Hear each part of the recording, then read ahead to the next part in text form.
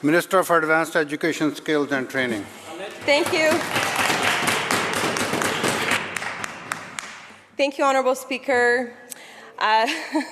Sorry, I just got to let that out of my system and get serious about this budget. And to take seriously my rightful place in this chamber and to acknowledge my constituents who elected me to have a voice in this chamber, who do take seriously the concerns of affordability and the environment and the services that they rely on in their backyard. I'd like to acknowledge that our beautiful Legislative Assembly is on the traditional territory of the Lekwungen-speaking people, members of the Songhees and Esquimalt First Nations. It gives me great pleasure to give remarks and support Budget 2020. I hear a little bit of hindsight 2020 remarks from the other side, but bringing it back to reality right here, right now, people do care about the items that were offered in this budget, and this budget was about people.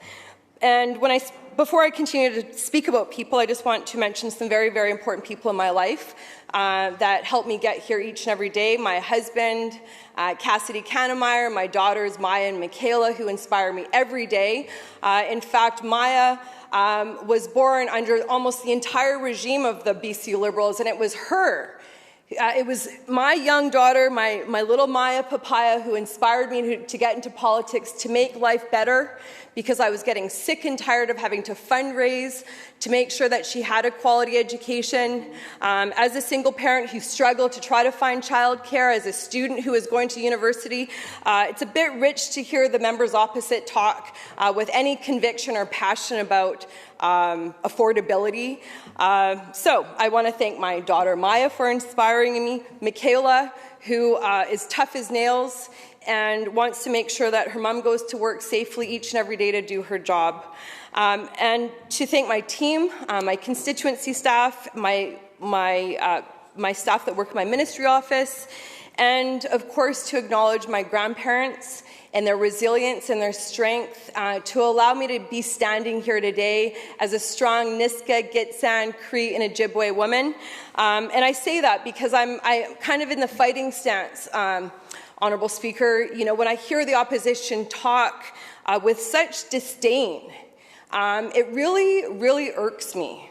But I don't want to speak about the budget out of anger or being irritated. I want to speak about the opportunity to fuel up our province, to build the best BC. It's not a slogan when you talk about building the best BC, building up communities, lifting people up, lift as you climb. What a concept. You know, the members opposite don't want to talk about, I hear some moaning already. I love it. I love hearing the moaning. And I didn't even mention the dumpster fire. I didn't mention all the 16 years of damage that happened from the other side. They don't want to hear about it. They don't want to hear about 5,000 days of calculated damage, going to work every day.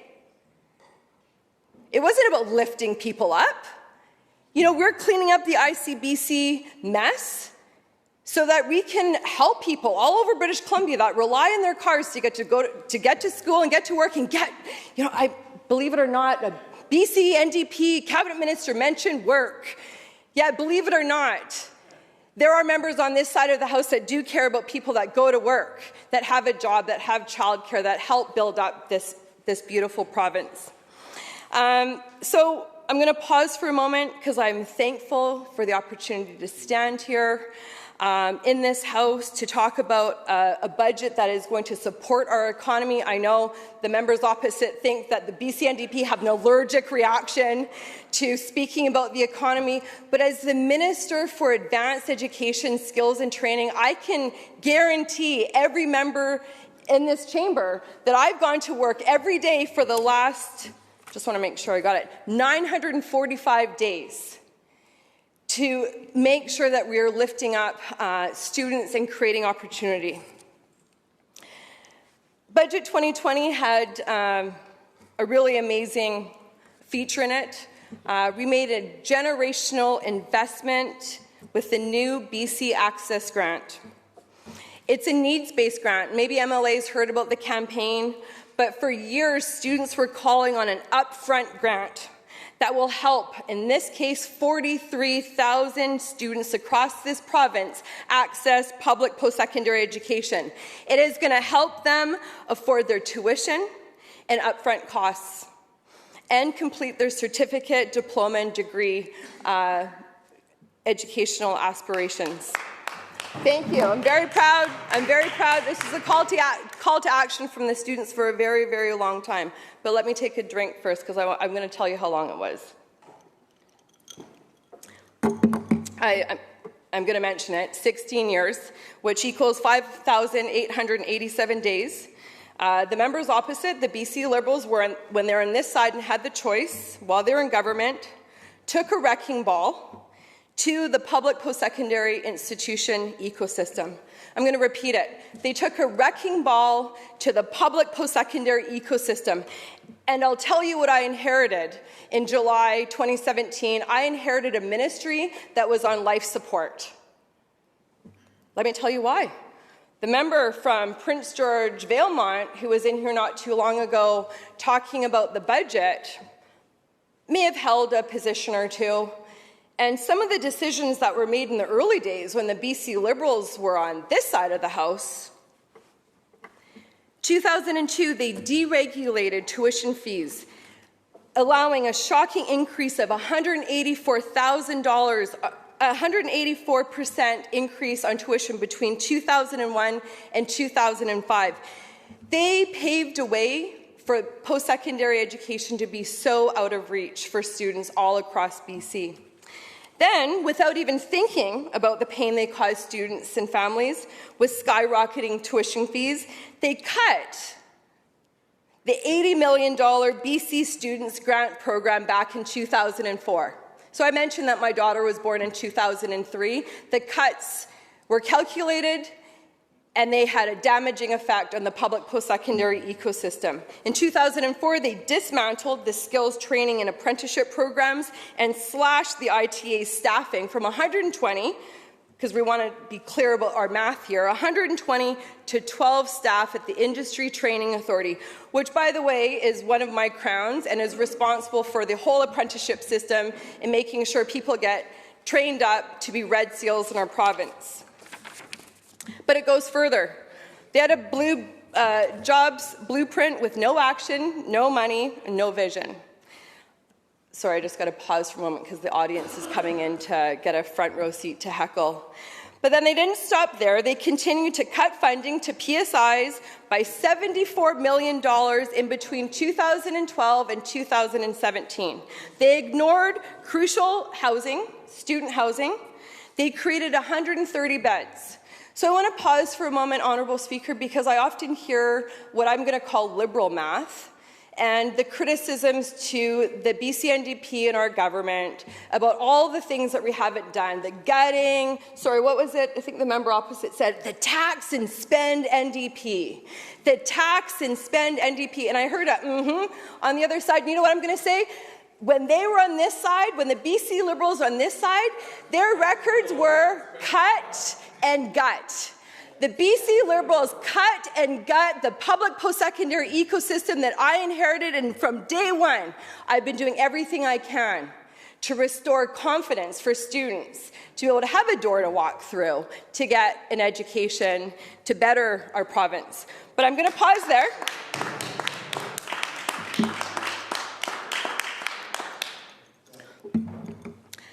But it doesn't end there, Honourable Speaker. And I'm going to get to the good stuff. I just wanted to frame what I inherited as a minister, because there's so much doom and gloom from the other side that somehow we've ruined the province in the last 2.5 years.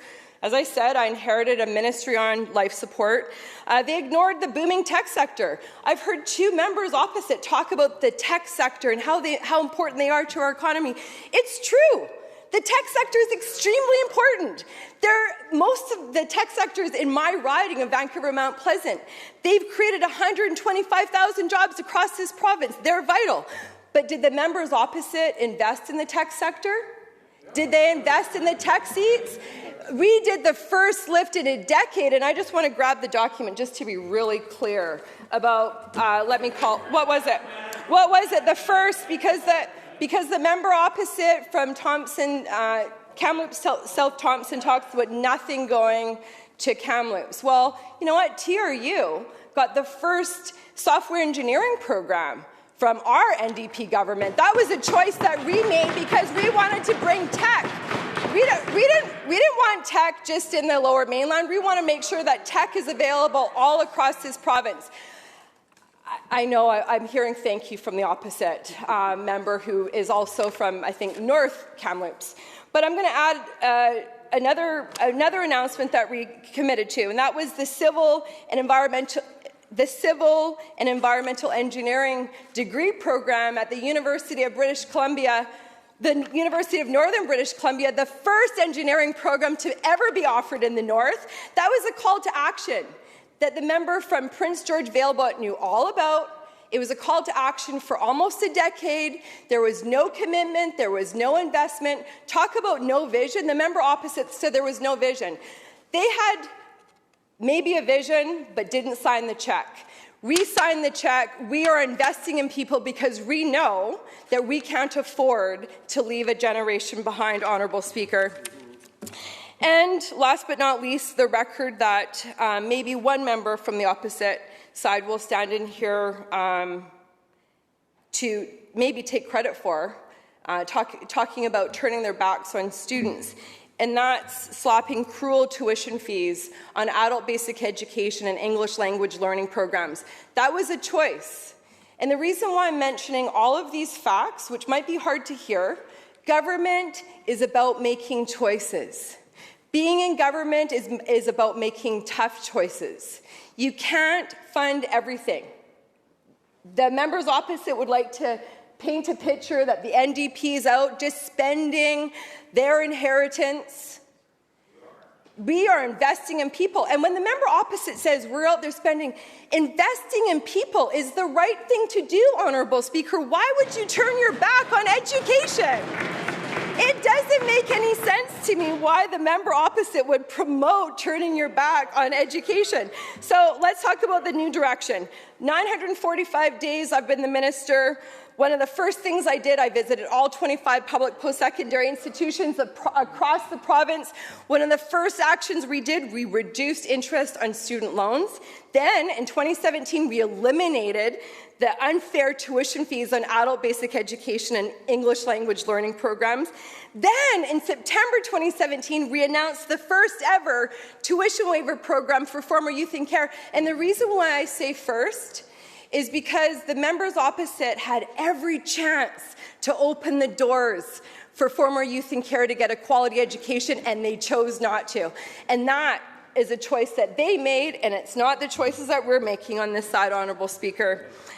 In November 2017, we invested in tech seats. I had mentioned 2,900 tech seats, the first lift in a decade. I won't go through the list because I've already mentioned some of it was at TRU, some of it was at UNBC. It was also at College of New Caledonia. We've announced tech seats all across this province because we know that tech is not a 604 industry. It's a 250 and BC-wide industry that we want to support. I mentioned student housing.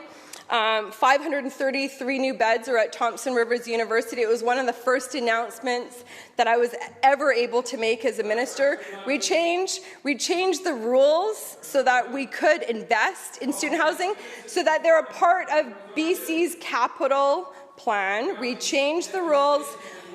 I'm really glad that the member opposite is coming here to join me and thank me for all of the work that I'm doing at TRU. I'm going to keep Minister, the second. Members. Minister continues. Thank you, Honourable Speaker. So I'm adding another fact. Budget 2019, we eliminated interest on BC student loans, which supports 200,000 students across the province, saving $22 million to meet the needs of the trades and the Red Seals to support the Industry Training Authority. We're funding, and I know, believe it or not, the idea of funding and investing in students and people is is obscure to the members opposite, but we believe that you can't build the best BC unless you invest in people. You can't become a Red SEAL unless you get training. You can't get the training unless you have instructors. There is a strategy on this side, and it's really clear. It's about investing in people. I'm going to continue. And I hope I don't get any heckling when I talk about TRC and UNDRIP, and I know I'm a woman standing in here. And that's just, you know, there's a theme here of heckling. I'm going to talk about TRC and I'm going to talk about UNDRIP. We have our government funded the first Indigenous law program in Canada. And that is what Truth and Reconciliation is all about, Honourable Speaker.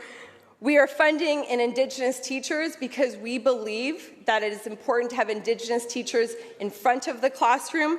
That was Article 63 of the Truth and Reconciliation's calls to action, and are investing in the development of a degree fluency program for Indigenous languages, which is Article 16 of the Truth and Reconciliation's calls to action.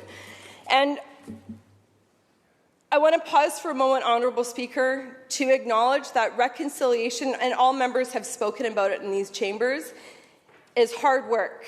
And the idea of doing heavy lifting and the idea of coming to the table and building relationships is something that all members of these chambers know, especially if they have First Nations in their community. It is all about building relationship, it's about building trust, and it's about building respect. Which is why I'm so proud that our government has committed to implementing the Declaration on the Rights of Indigenous People. On that note, Honourable Speaker, I know that I don't have much more time to speak about all of our investments in public post-secondary education and skills training, but I do want to speak a little bit about the BC Access Grant.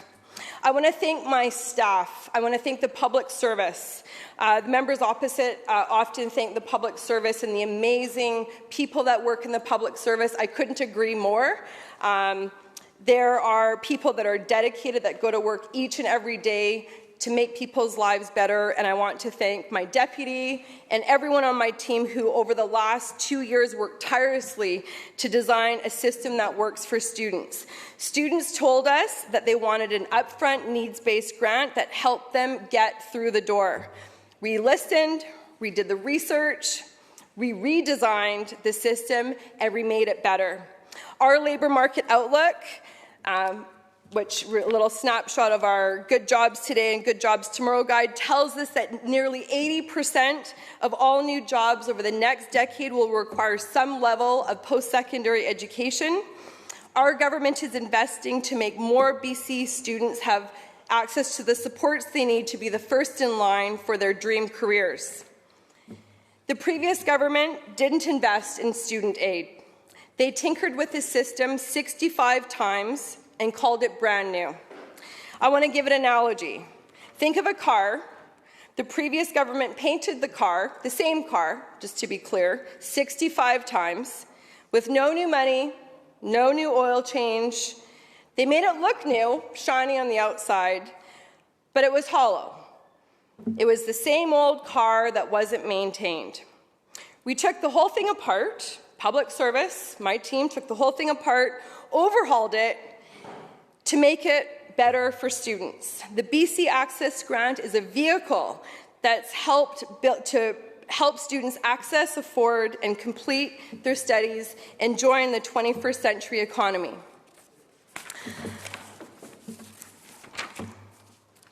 Nearly double, when I say rehauling, nearly double the number of recipients from the previous grant programs. The grant nearly doubles the number of recipients from the previous grant, from 20,000 to over 40,000 students. Students that will benefit the most are part-time students and those studying in their certificate and diploma areas. It's going to help in-demand careers like ECE workers, early childhood educators, healthcare aides, and trade students. And it includes a much broader range of study programs in high-demand occupations. It's an annual investment of $41 million, including $4 million a year in new annual funding. And Honourable Speaker, the best part that students have been saying is that it's going to be ready for the fall. It's going to be ready in September 2020 so that students who've been calling for this for almost 20 years, for 2 decades, are going to get a chance to get ahead. And I just want to quote a leader in the community, Tanisha Klassen. She was here yesterday celebrating with the students. They were jumping for joy, high fives that finally their voices have been heard. On the call to action to have upfront grants, I just want to quote her. A new pool of money is available to low and middle income people in BC wanting access to post-secondary education. Minister Carol James unveiled a new program called the BC Access Grant. This autumn, more than 40,000 students will have access to up to $4,000 a year. So per year, it's not a one-time only grant. Tanisha Klassen speaks for the BC Federation of Students. Tanisha says it's something that students in BC have been advocating for almost 2 decades. The previous student grants program got eliminated almost 2 years ago. Just to be clear, eliminated almost 2 years ago. So since then, students, and I would add almost a whole generation, students have been fighting for this, and this is a really great way for it to come back in and to really help students graduate with a lot less debt. Students on average are graduating with almost $30,000 worth of debt. The new program gives money to students up front rather than when they finish their degree. So on that note, Honourable Speaker, I'm glad that I had a chance to speak to the BC Access Grant. Students have had a very effective social media campaign asking for grants, not loans. There's been a call to action all across the province. I'm proud that our government listened. I know that the students have met with the Premier, myself, and probably all members of this Legislative Assembly calling for greater access to post-secondary and training. But as I close, I'm so pleased with the work that we have done to correct the wrongs, and I'm not going to say 16 years, but over 5,000 days, because it hurt people. It hurt people. It hurt people that, and you know, when there's this kind of snarking, when I talk about education, I'm going to pause for a moment about the power of You know, and honestly, Honourable Speaker, I'm getting a bit sick of it. I'm going to put that on the record. I'm sick of it. I'm sick of it because, you know, when I stand here with so much pride. Education saved my life. And for the members opposite, they have constituents all across this province. It doesn't matter which party you belong to. Education is the great equalizer. I went to 6 different high schools. And I know that when you cross that finish line, it will make a difference in your life. We know that education also breaks that cycle of poverty. And what I've been able to do as a minister is I've been able to meet students all across the province who have said that their lives are better because they have access to education. That is why I'm so proud of Budget 2020. That is why I'm so proud of Budget 2020. I'm so proud of the 1,100 young people that are now going to school, that were former youth in care, that are getting an education all across this province to better their lives, because education is the great equalizer. Thank you, Honourable Speaker, for allowing me to have the chance to speak to this budget and to remind the members opposite, when they think about whether they're going to vote or not, I hope that the members opposite will be in support of this budget that puts people first. But let's not forget, you can't build a bridge without people. They can talk about all the roads they want, all the bridges they want, all the housing they want. We're building the best BC. But you know what? You need skilled people to do so. It's not childcare, it's not babysitting, it's early childhood development, early childhood education. We're investing in those people that are looking after our kids so we can go to work and build the best BC. And lastly, you can't build the tech sector without the talent. So, Honourable Speaker, thank you very much for the opportunity to speak. Thank you to my constituents. Hawa, Tuksiasm.